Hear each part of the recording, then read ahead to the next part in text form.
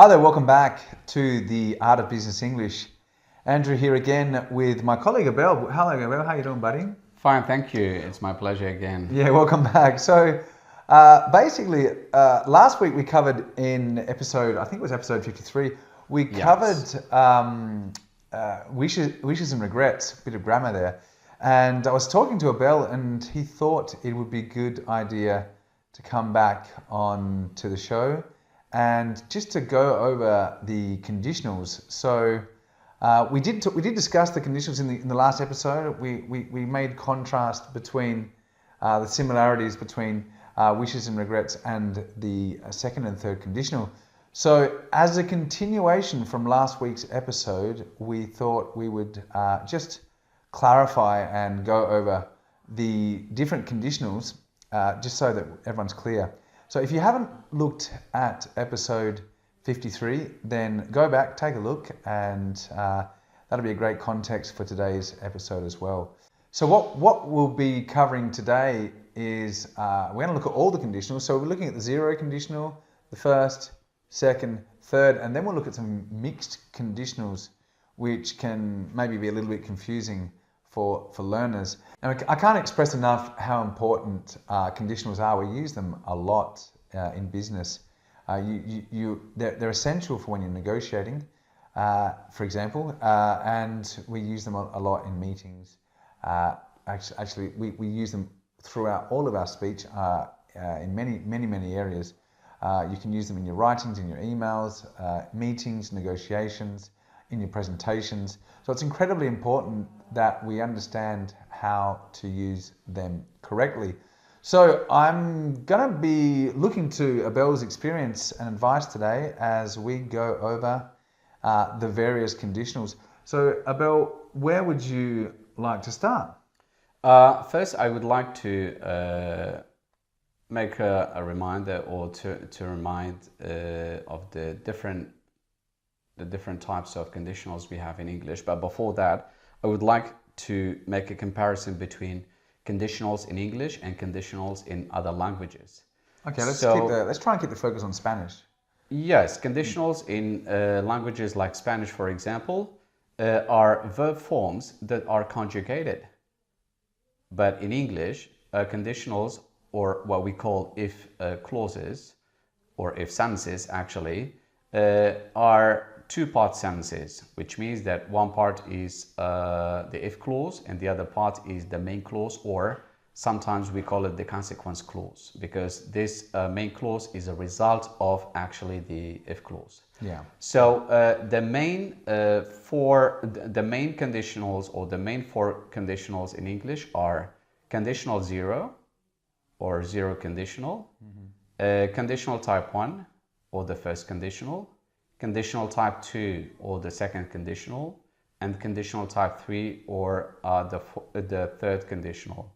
We also have other conditionals, but that are rarely used, like for example what we call mixed conditionals. So first we are going to talk about the form of each conditional before we talk about its usage in English. So when it comes to zero conditional, for instance, the form is if plus present simple in the if clause, and then we have the present simple in the main clause or the consequence clause. And here I will give you an example to understand this conditional better. For instance, when we say if the price of a product falls, usually, or demand usually rises for this product. Yeah, okay. So this means, falls, no? yes. So here actually we are talking about something that is almost always true. Yeah. Also, we use this conditional when we talk about facts. For example, when we say, if you heat ice, it melts.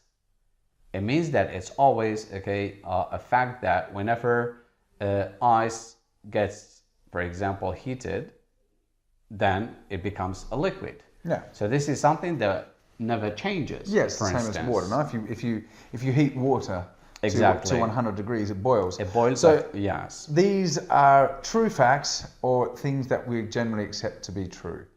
And if you look at the structure, the verb in the if clause and the verb in the consequent or the result clause, they're both in the present simple. So if you heat, melts, okay? Or if you heat, boils. Exactly. If prices decrease, then demand goes up. Or rises. Yeah, or rises. That's right. Okay, good. So this is what we call conditional zero. But why do we call it conditional zero?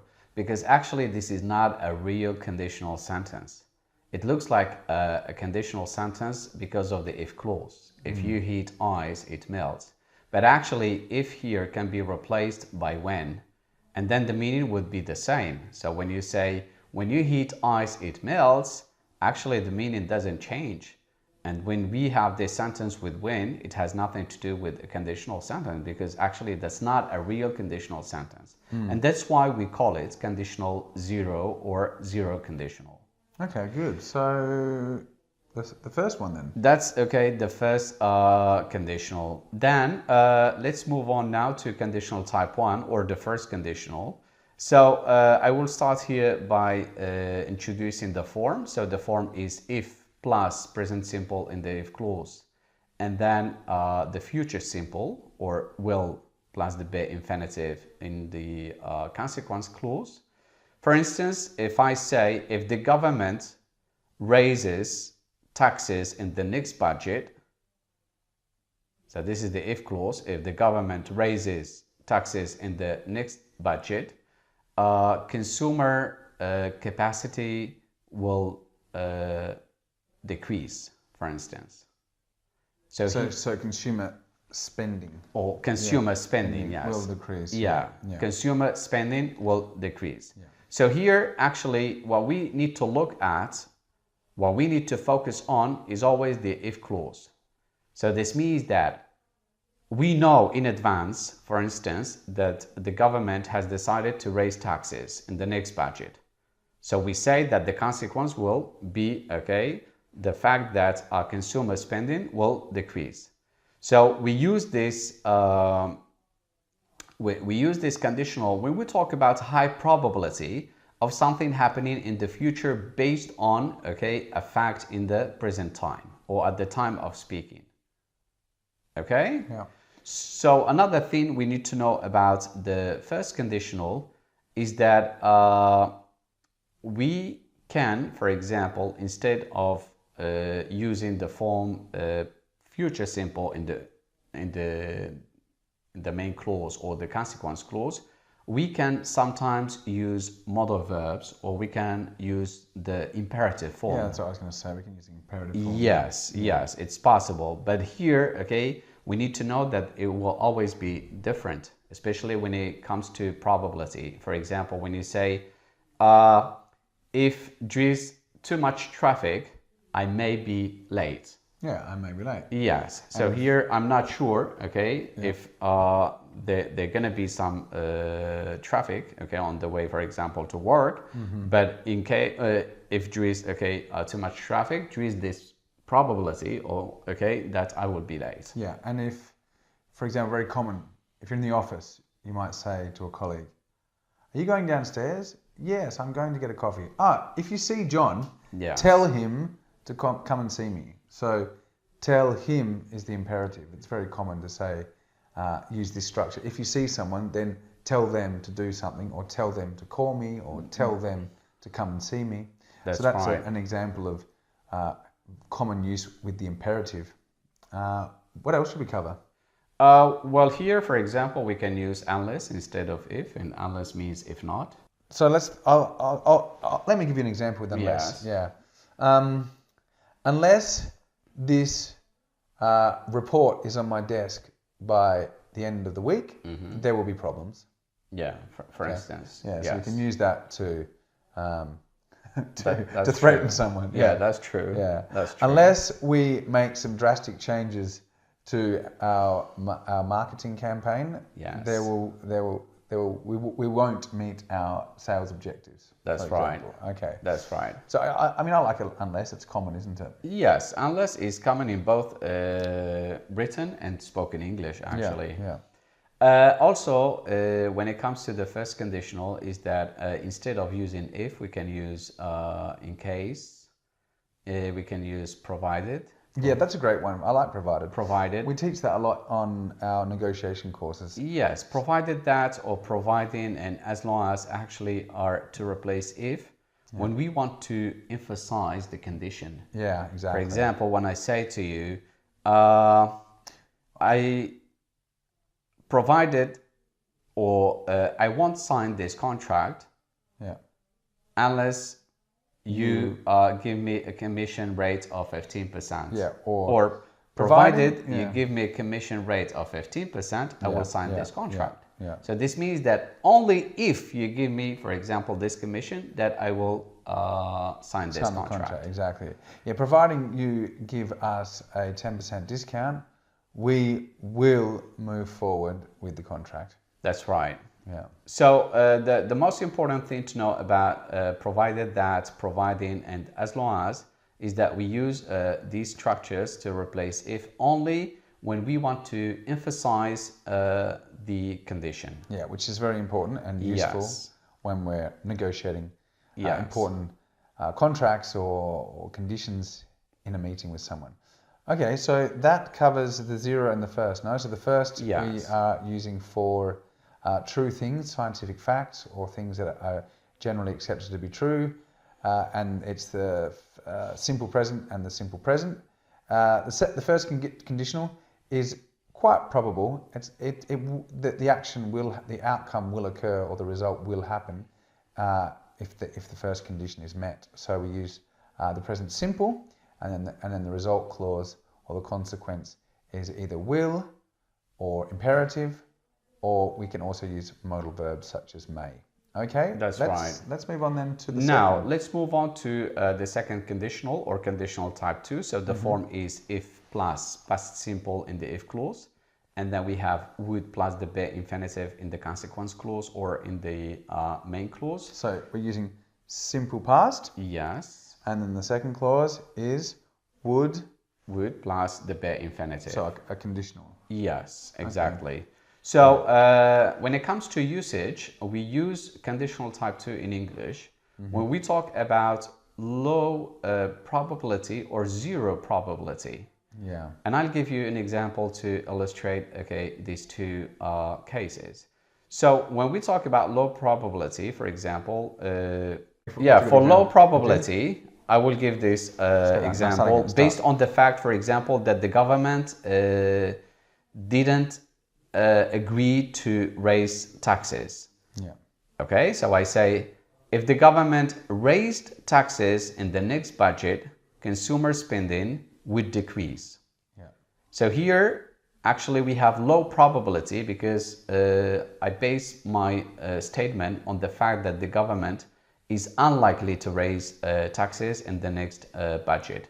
When it comes to zero probability, for example, what you need to know is that zero probability means hypothesizing, talking about things that are not real, unreal situations. So here we just hypothesize. Yeah. For example, you say, if I were a bird, I would fly.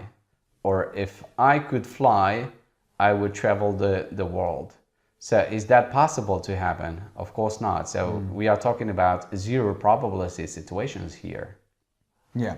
So this is a great one though for hypothesizing. Yes. In meetings or in situations. For example, you could say, if we were market leaders, then we would have a lot of external pressure.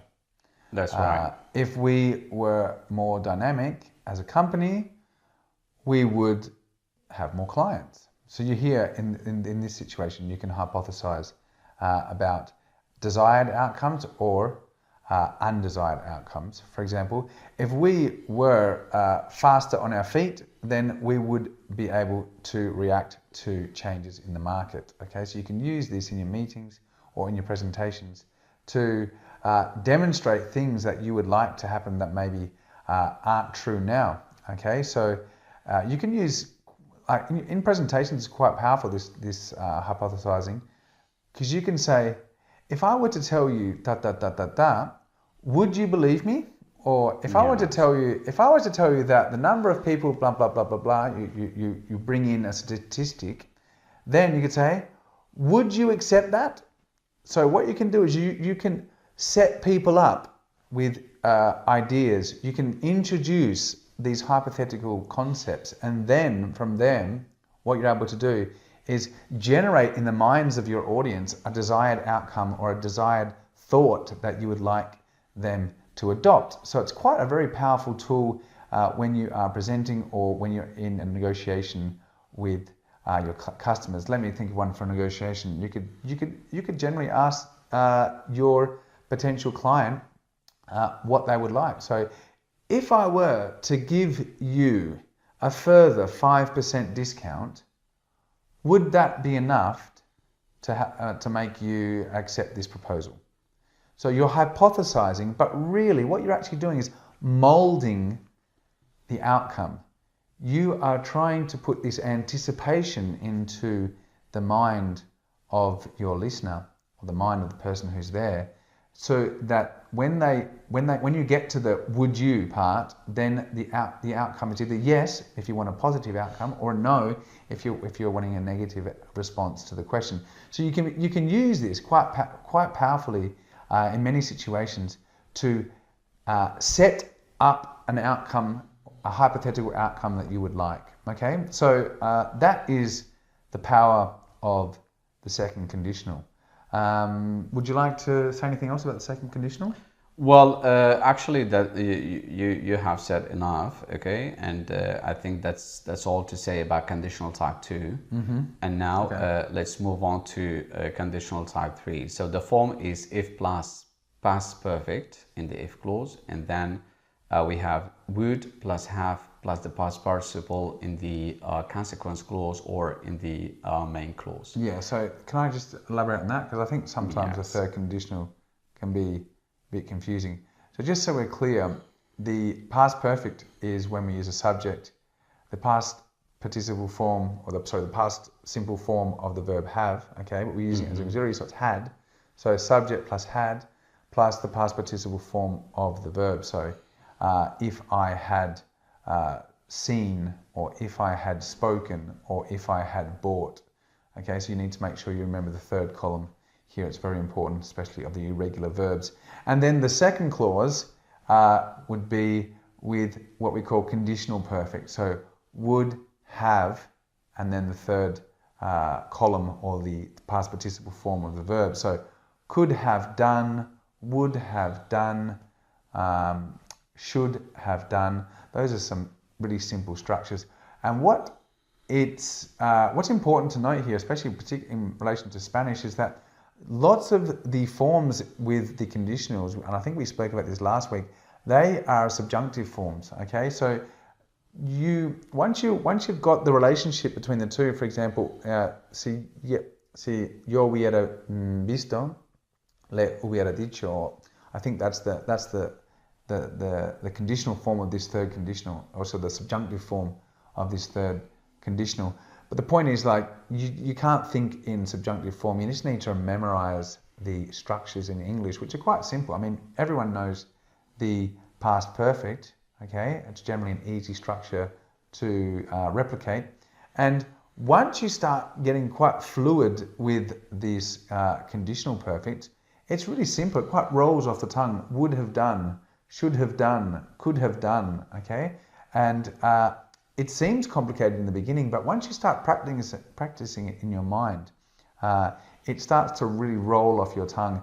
And it's quite a liberating experience, and it's quite a refreshing jump in your linguistic knowledge and your ability to express when you are able to master and feel comfortable using the third conditional, because suddenly it opens up a whole range of reflections that you can make on situations that happened in the past. And now Abel is going to elaborate on how we use the third conditional. Yes, when it comes to the usage, we use this conditional in English when we talk about the past, saying it's impossible to change it.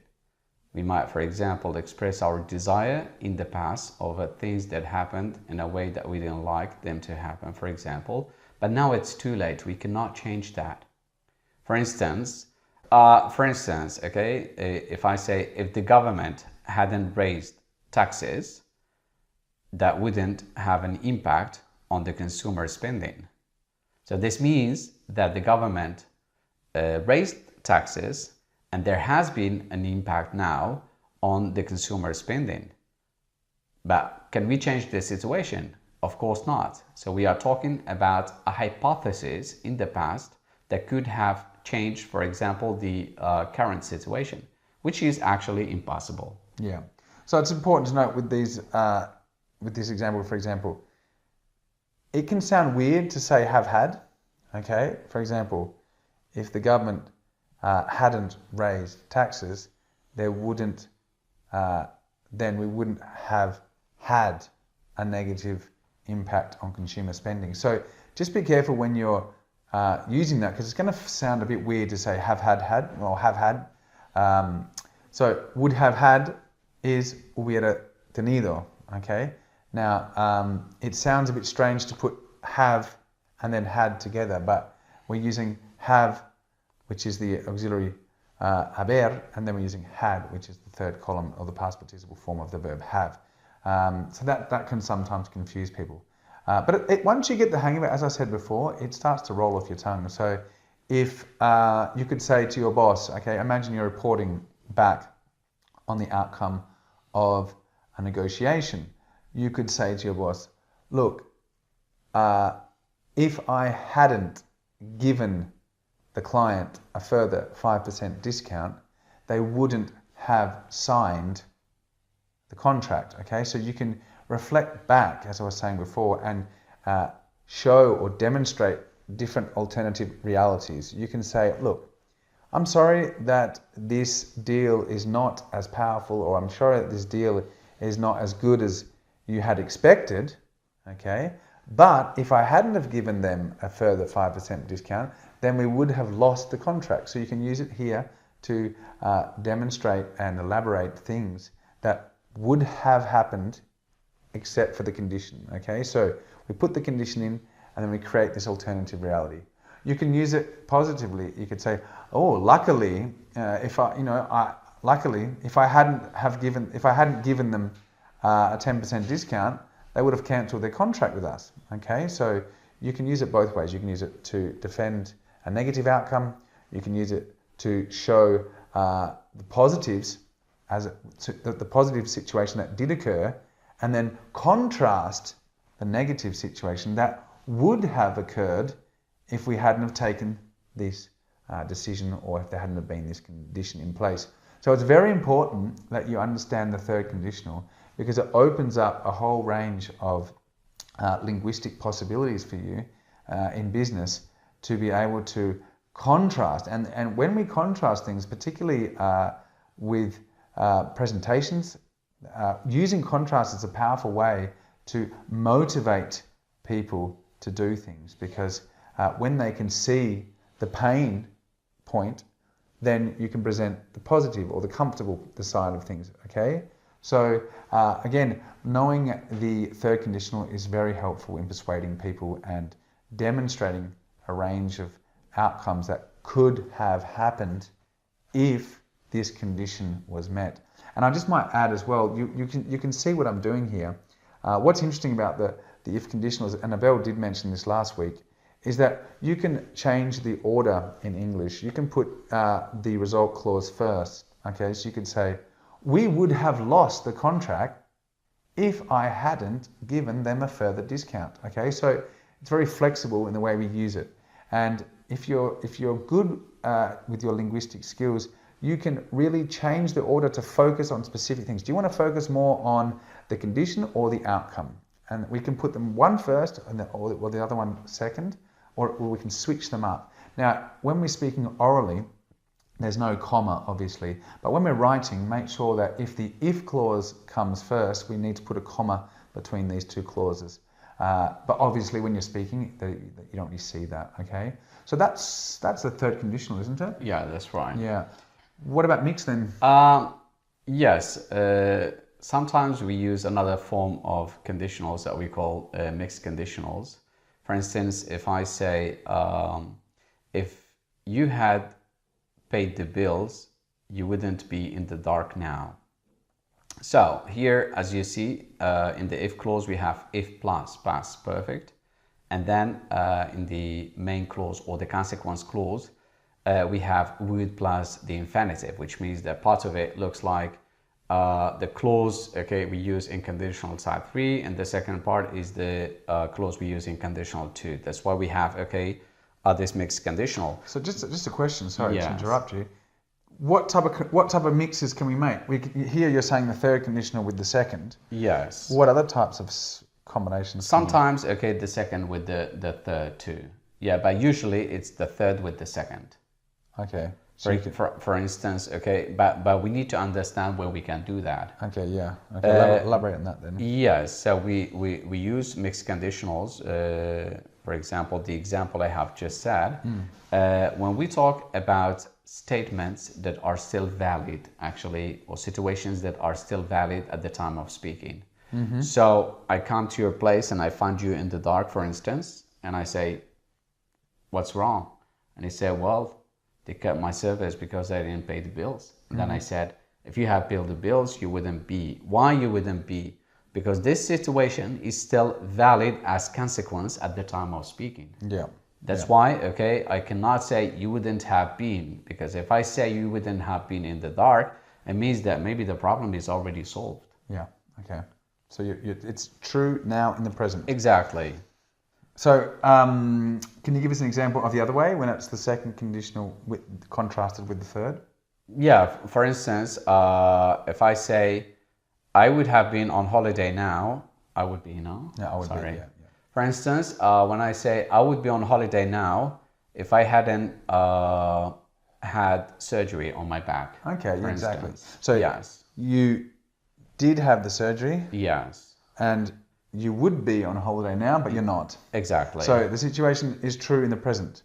In the present, because yeah, that's why I'm living. I'm living the fact that okay, I can't be on holiday right now. Yeah, because you've had surgery. Yes. In the past. Okay. Absolutely. So that's a way to mix up either the second conditional coming first and then the third conditional, or the third conditional coming first and the second conditional coming second. Exactly. Okay, so again, we can change the order up a little bit. Yes. Okay. Well, I think we have covered the main four conditionals, Yep. and we have talked about two examples of mixed conditionals. We have talked about some special cases when we use, for example, provided that, providing, or as long as instead of if. Yeah. Especially when we want to emphasize the condition, Yeah. and the meaning would be here if only, okay, if. Okay, so it means that okay, only with this condition that something would happen. For instance. Yeah, I like provided that. Another okay thing that I would like to add before we finish is some common mistakes. Okay, yeah, that's For probably a good instance, idea. students Lots of sometimes students make mistakes with this. yes, they use will, for example, in the if clause. They say, if you will come early tomorrow, we will go to the beach. Actually, here you can't use will come. Yeah. Okay, so if you come, so if Yeah. plus present simple, even when it refers to the future, Do you think that is because of the subjunctive form? it's because of their language. Yeah, I think so. I'd like to Yes. elaborate on that because Yes. we see that a lot as with when, okay? Yes. When is followed by a subjunctive form. So, cuando hayas hecho esto.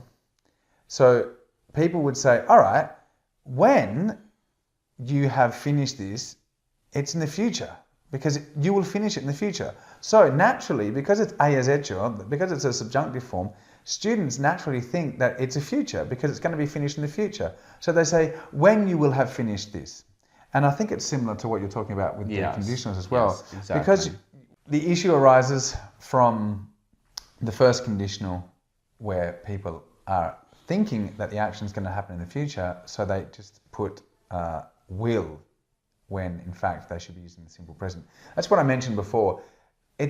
You need to avoid thinking too much in Spanish about how these structures are formed because they're quite, well, in all honesty for me, as a non-native Spanish speaker, the if conditionals forms are quite confusing because you need to understand all of the subjunctive conjugations that occur. Whereas with English, it's just memorizing the patterns. Okay, the first conditional is present simple, and then the result clause is the future, will, imperative, or may, for example. Okay, so you just have to remember these strict rules because they don't really change. I mean, you can have mixed conditionals, but these structures never change. So don't start modifying them based on what you think. Okay, you just need to memorize them. As Abel said, don't put the future in the first conditional because it goes in the second clause, in the result clause, not in the first clause. Okay, what other mistakes are common? Another mistake is at the level of conditional type 2. Yeah. Sometimes students might get confused when they find, for example, while reading a text, would in the if clause. And as we have said when we talk about conditional type 2, the form is if plus past simple in the if clause and then would plus the infinitive in the consequence clause. But sometimes we use or we can use would in the if clause, not because we are talking about a conditional sentence here, because, okay, or for politeness purposes. For example, you go to a company and then the secretary receives you saying, if you would follow me, we'll see the director. So here actually the use of would has nothing to do with a conditional sentence. So the use of would here is simply for politeness purposes. Yeah. If you would, if you might, if you may. Yes, yes. Yeah. Okay. So any more mistakes then? Well, I would like to add that sometimes we use in case and so that actually to to replace if. For example, okay, some more, right. Yes, for example, you say I'll reserve the room from 3 to 9 in case the meeting goes on for a long time. Yeah, goes over time. Okay. For instance, okay. So in case is used here as a measure of precaution or safety to prevent some problem from happening, and this problem is the problem of having a very long meeting. So in case the meeting goes on a long time, I reserved the room from 3 to 9, for instance. But this doesn't mean that the problem will be prevented. Yeah. This is just a measure or a precaution that we take into consideration just in case. Yeah, we say exactly. Okay. But we can also use so that, and here actually the idea is not only to make a precaution, but especially to get to an objective, because we use so that in English when we talk about purpose. So when we say I reserve the room from 3 to 5 so that so that the meeting doesn't go on for a long time. This means that I have limited the time to prevent the problem, and the problem will definitely be prevented here. So that's expressing purpose. Exactly. Okay. The purpose designed to benefit some or to prevent some problem. Okay. Yes. Well, that is pretty clear, I think. I think we've covered lots of aspects of the conditionals in English. I don't think you'll get much more of a detailed explanation than that. I hope that the information and the examples that we provided have shown you how important the conditionals can be linguistically when you are using your English in business and other areas of life. And I'd just like to thank you very much for coming, Abel. My pleasure. And I'd like to remind everyone that you can subscribe for The Art of Business English at www.theartofbusinessenglish.com/subscribe. There you can join us. You can join our email list and you'll get weekly updates from us straight to your inbox, free every week. You will also be able to subscribe to us on iTunes, on Stitcher, or on Spotify. So go over and have a look at the website. If you're not already a member, or if you're not already subscribed to The Art of Business English, then do so. You will not be disappointed. And I hope you've all had a good session and benefit from our knowledge on that topic of conditionals. Abel, thank you very much for joining You're me. welcome. Again. My pleasure. And we'll see you all next week, guys, on the Art of Business English. Bye for now.